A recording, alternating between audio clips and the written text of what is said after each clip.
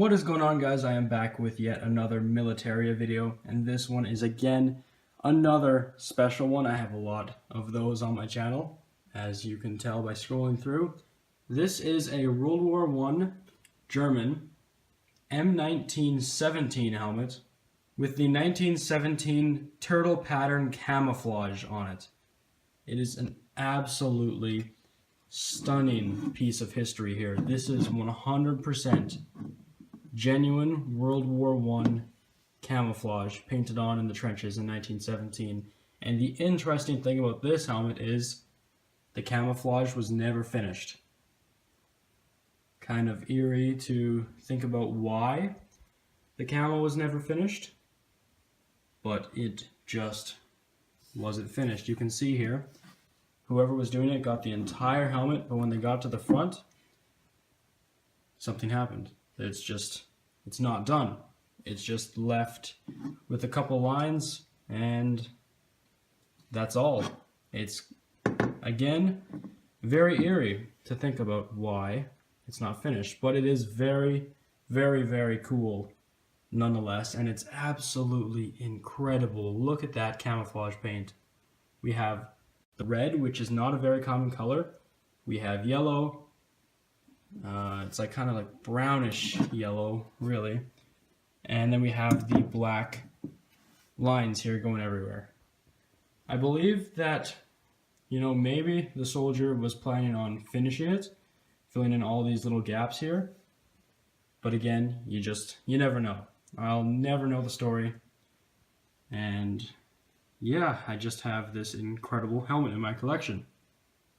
You can see these little white particles here. I believe that's just oxidation on the paint. Where it's just kind of like rusting, but the paint isn't allowing it to rust fully, so it just oxidizes and turns white. I think that's what it is. If not, that might be snow camo peeking through, but I highly, highly doubt it. I think it's just oxidation. But yeah, the reason why this is a 1917 helmet rather than an M16 is because of the liner on the inside. Gotta be very, very careful. I don't like, handling this roughly, just because it is such an old helmet, 100 years old.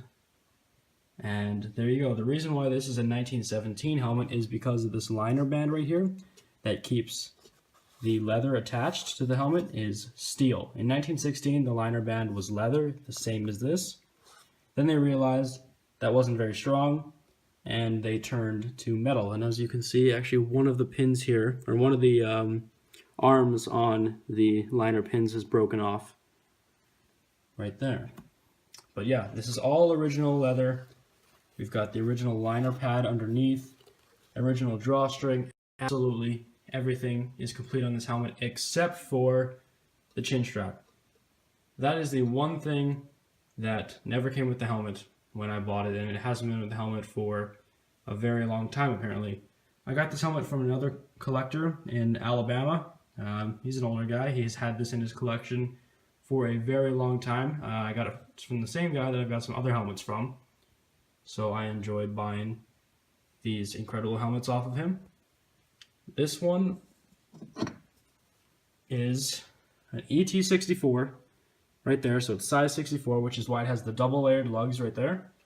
And on the inside there's also some more numbers, which is basically like the batch number and maker. Well, this is the maker right here, but that's like, I think, factory number. I'm not entirely sure, but yeah, there's some other numbers in there. Original paint on the inside, no camouflage paint, although there is traces of fingerprints from the soldier getting paint on his fingers here. There's actually, if you look very closely, there is fingerprints here and there on the camo paint, which is very, very cool. It's actually insane to think about that could be the person's fingerprints who painted this helmet. I'm going to set this down again and I will talk more about it. I just wanted to talk briefly on why this camouflage pattern is considered a turtle pattern. If you look at a turtle shell, there's often little lines and such, and like kind of big open spaces where there could be like a little bit of a different color, and then down over here, exact same thing as this camouflage pattern, there can be another line with like another open area with a little bit different color than the first one. kind of like that. And yeah, in 1917, they really started experimenting with camouflage because, well, you know, kind of break up your figure in all the mud, and there's lots of, I don't know, colors everywhere, and they're just trying to make themselves less visible on the battlefield. But then in 1918, an order came out for everybody to paint their helmets with a certain camouflage pattern, and it was not the turtle pattern. It was more so like a, let's say, modern art, you know, lots of triangles and edges and straight lines and such. And yeah, so this is kind of an earlier camouflage pattern, and it is well known throughout the collecting community that that is exactly in the order of how camouflage was applied. First, you know, soldiers experimenting, and then an actual order. Okay, so I'm not gonna lie, this helmet was pretty expensive. I'm not really willing to share what I paid for it, but it was a lot. You know, World War I German helmets are already quite a bit, but with the camouflage, it was, yeah. I had to sell a couple nice things in order to pay for this, let's just say that. It is actually the most I've ever paid for a helmet that is in my collection. And, you know, I'm pretty proud that I've got to this point. You know, I just started with a couple helmets that I got locally, and then I started buying and selling, and now I'm working my way up to some incredible helmets that are just building my collection to be just something amazing. And I'm very, very happy about that. So yeah, I just wanted to quickly share this helmet. You'll see it in another video that I'm going to post soon about my entire World War I collection. And yeah, I can't wait to share that with you guys. You can see here there's the original paint again, but there's a little bit of like rust taking over.